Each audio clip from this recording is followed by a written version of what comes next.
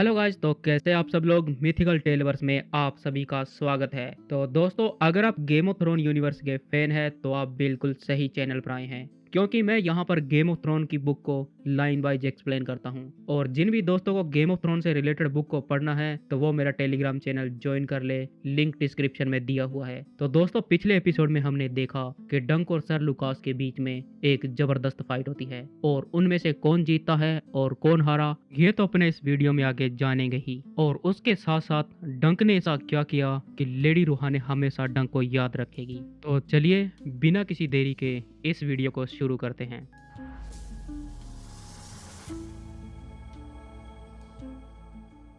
वह गलत किले में जागा। जब डंक की आंखें खुली तो वह नहीं जानता था कि वो कहाँ है। वहां पर सुखद और आरामदायक ठंडक थी। डंक के मुंह में खून का स्वाद था और उसकी आंखों पर एक पट्टी बंधी हुई थी, एक भारी कपड़ा जिसमें से किसी मरहम की खुशबू आ रही थी। उसे लगा जैसे वह लौंग की महक हो। डंक ने अपने चेहरे को टंटोला और पट्टी हटा दी। उसके ऊपर छत से मशाल की रोशनी पड़ रही थी और ऊपर रेफ्टर पर कौवे चल रहे थे और वो अपनी छोटी छोटी आंखों से नीचे झांक रहे थे और डंक को घूर रहे थे। अब डंक मन में कहता है, कम से कम मैं अंधा तो नहीं हूँ। डंक एक मिस्टर के मीनार में था और उस मीनार की दीवारों के पास मिट्टी के बने जार और हरे कांच के मर्तबानों में जड़ी बूटियां और काढ़ा रखा हुआ था। पास में एक लंबी ट्रेस्टल टेबल पर चरम पत्र, किताबें और अजीब से दिखने वाले तांबे के औजार रखे थे, जिन पर छत पर रहने वाले कौवों की बीट के निशान थे। डंक उन्हें बड़बड़ाते हुए सुन सकता था और डंक ने बैठने की कोशिश की,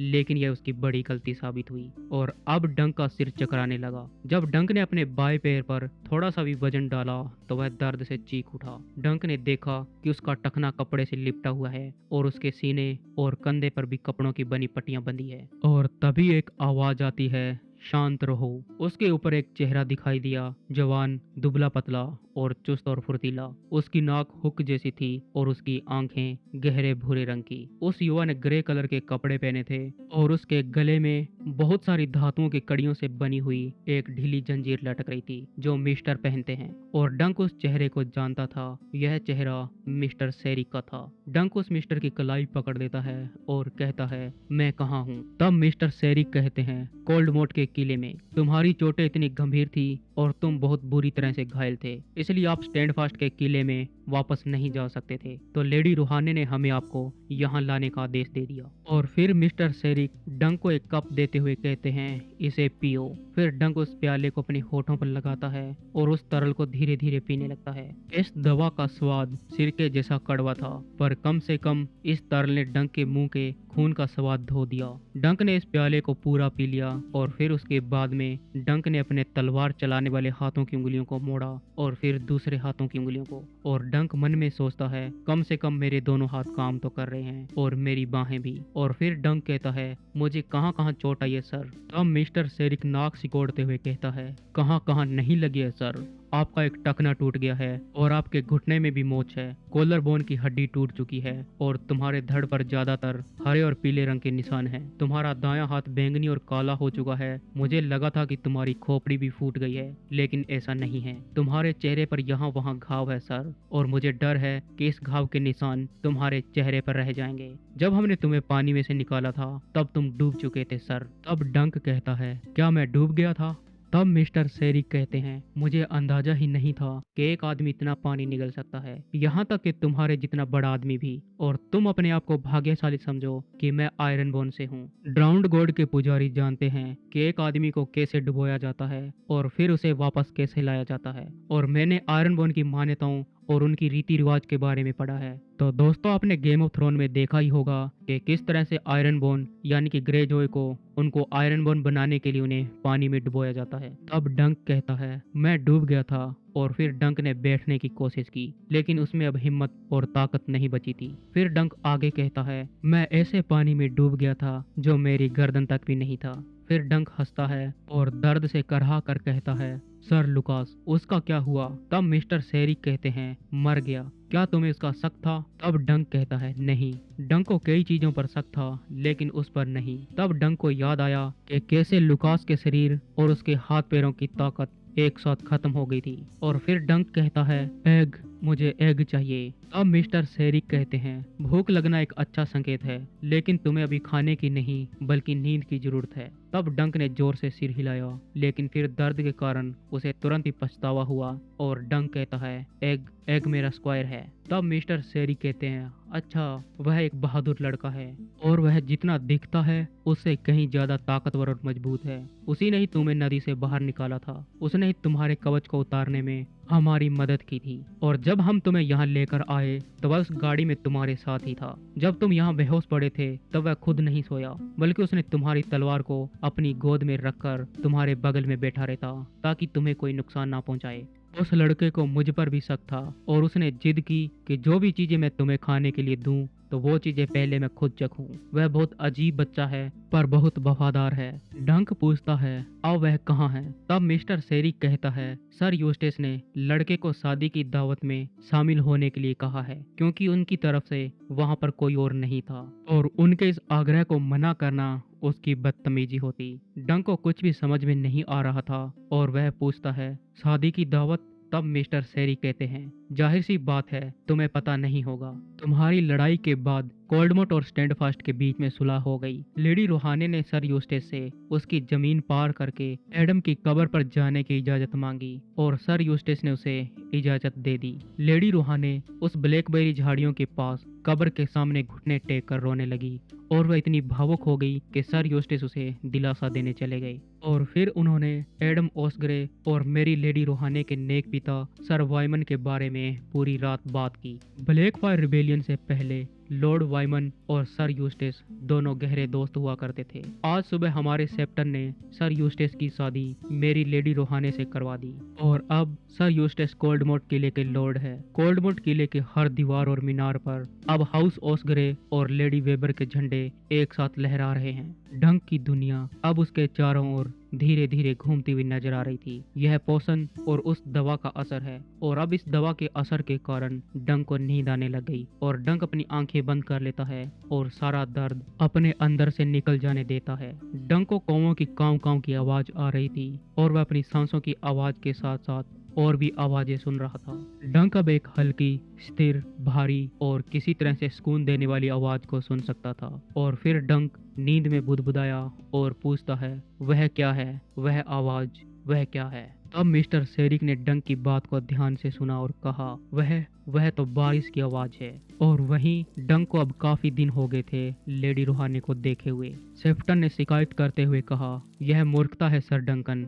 जब डंक अपने पट्टी बंधे हुए पैरों को घसीटते हुए और बैसाखी के सहारे आंगन में लंगड़ाते हुए चलता है। फिर मिस्टर सेरिक कहते हैं, आप अभी आधे भी ठीक नहीं हुए हो और ऊपर से यह बरसात, और अगर आप फिर इसमें भीगोगे तो आपको ठंड लग जाएगी। कम से कम आप बारिश रुकने का इंतजार करो। तब डंक कहता है, इसमें तो शायद सालों लग सकते हैं। डंक उस मोटे सेप्टन का बहुत आभारी था जो लगभग हर दिन डंक से मिलने आता था। सेप्टन कहने के लिए उसके लिए प्रार्थना करता था, हालांकि वह ज्यादातर समय कहानियां और गपशप में बिताता था। डंक को सेप्टन की बेबाक बातें, जिंदा दिल जुबान और खुश मिजाज साथ की बहुत याद आएगी, लेकिन इससे डंक का फैसला बदलने वाला नहीं था और डंक कहता है, अब मुझे जाना ही होगा। बाहर उनके चारों ओर मूसलाधार बारिश हो रही थी और बारिश की बूंदें डंक की पीठ पर हजारों ठंडे कोड़े की तरह पड़ रही थी। डंक का ऊनी लबादा पहले से ही गीला हो चुका था, जो कि उसे सर यूस्टेस ने दिया था। यह लबादा सर यूस्टेस ने डंक की विदाई पर तोहफे के रूप में दिया था और उन्होंने कहा था, यह लबादा आपकी बहादुरी और वफादारी के लिए है सर डंकन। और उन्होंने लबादे को रोकने के लिए कंधे पर लगाने वाला ब्रोंच भी उपहार में दिया था।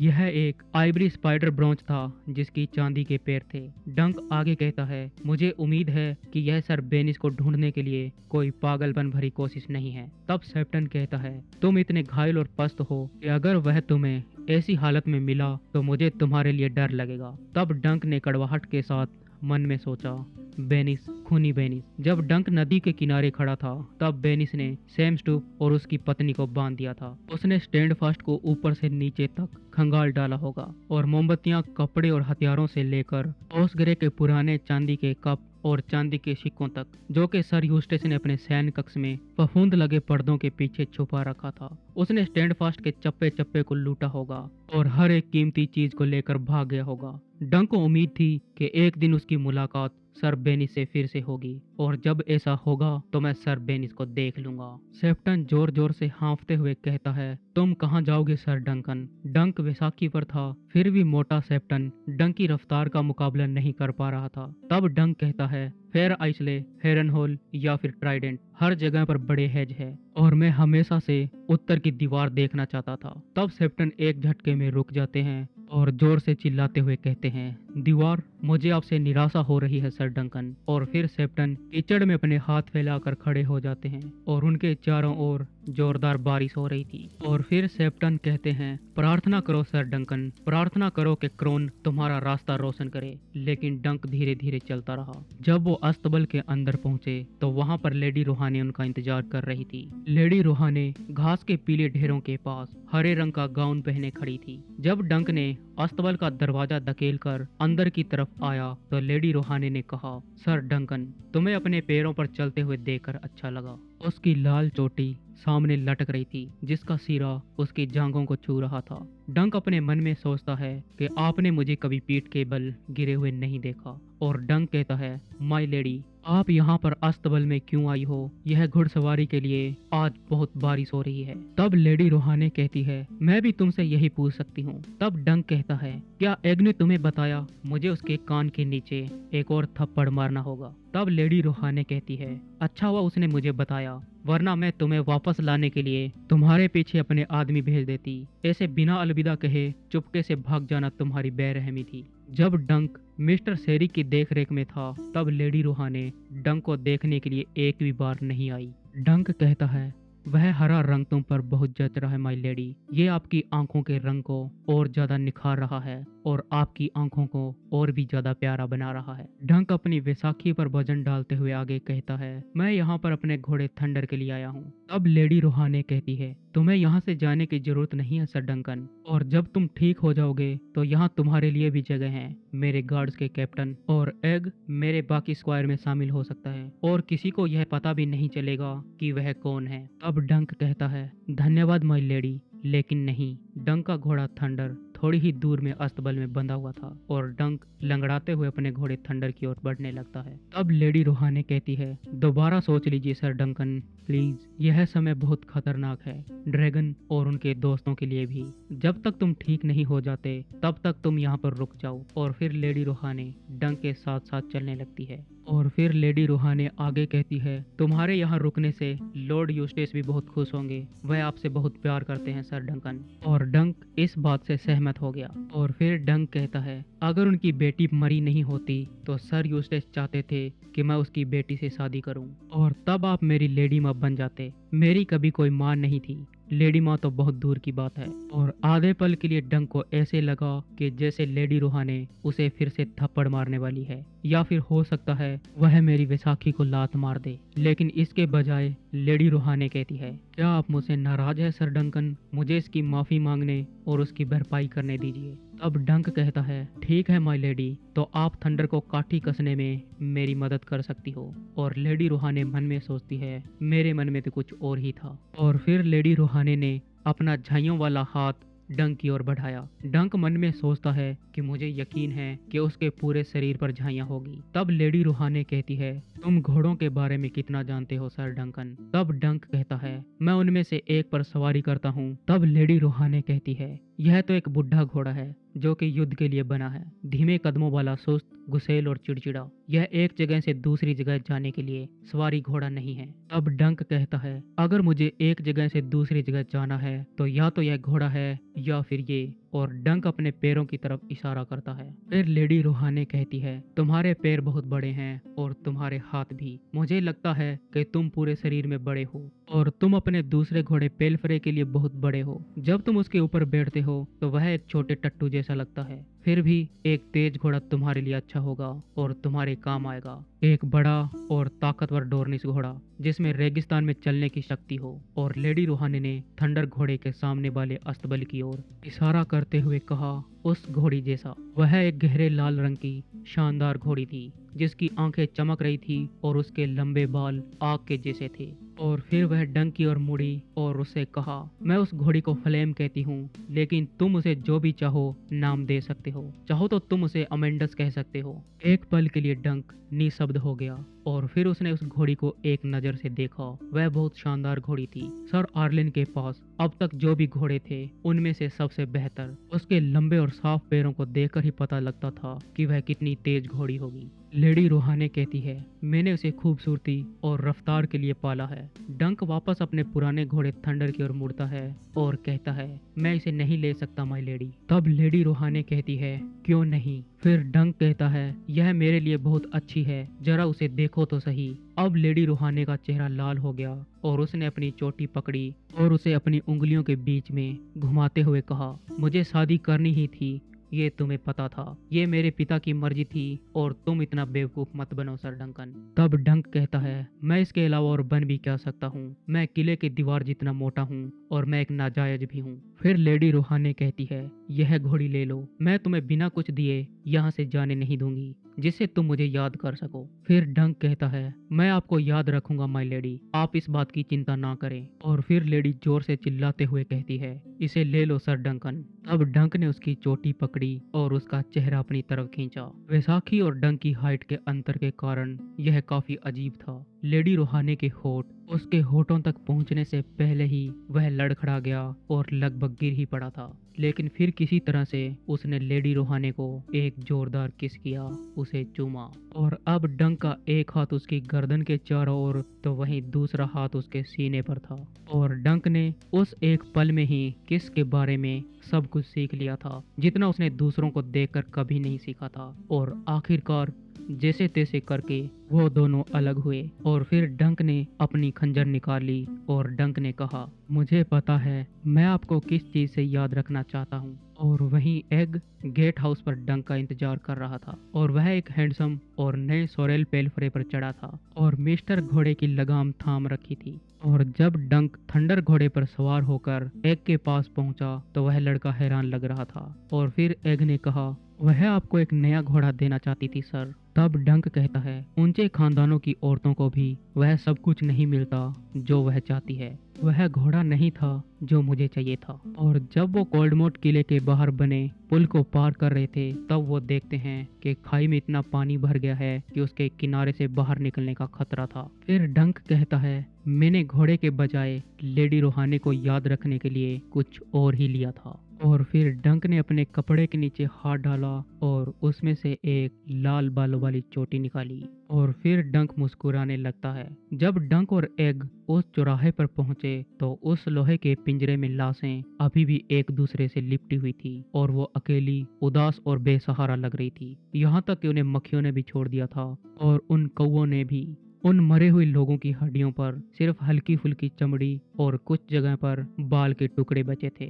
और फिर अचानक से डंक रुक जाता है और उसके माथे पर सलवटें पड़ गई। इतनी लंबी सवारी के बाद डंक के टखने में दर्द हो रहा था, लेकिन उससे कोई फर्क नहीं पड़ता था। दर्द उतना ही नाइटहुड का हिस्सा है जितना कि तलवार और ढाल। और फिर वह एग से पूछता है, दक्षिण किस तरफ है? यह जानना बहुत मुश्किल था क्योंकि उनके चारों ओर बारिश और कीचड़ था और वहीं आसमान ग्रे और धुंधला था। फिर एग इशारा करते हुए कहता है, उस तरफ दक्षिण है और उस तरफ उत्तर। फिर डंक कहता है, दक्षिण में समर होल है, तुम्हारे पिता वहीं पर है, और उत्तर में दीवार है। फिर डंक ने एग की ओर देखा और कहा, वहां तक सवारी करने के लिए रास्ता बहुत लंबा है। तब एग कहता है, मेरे पास नया घोड़ा है सर। और फिर डंक मुस्कुराता है और कहता है, हाँ है तो सही। फिर एग कहता है, और आप दीवार क्यों देखना चाहते हो सर? तब डंक कहता है, वेल। और फिर एग आगे कहता है, मैंने सुना है कि वह बहुत ऊंची है। और ये चैप्टर और ये बुक यहीं पर समाप्त हो जाती है। तो दोस्तों, कैसे लगा द स्वॉर्ड बुक की ये कहानी कमेंट में जरूर बताएं। अगर यह वीडियो आपको पसंद आया हो तो इस वीडियो को लाइक, शेयर और सब्सक्राइब करना ना भूले। तो मिलते हैं जल्दी किसी दूसरी बुक की कहानी के साथ। Thank you for watching this video.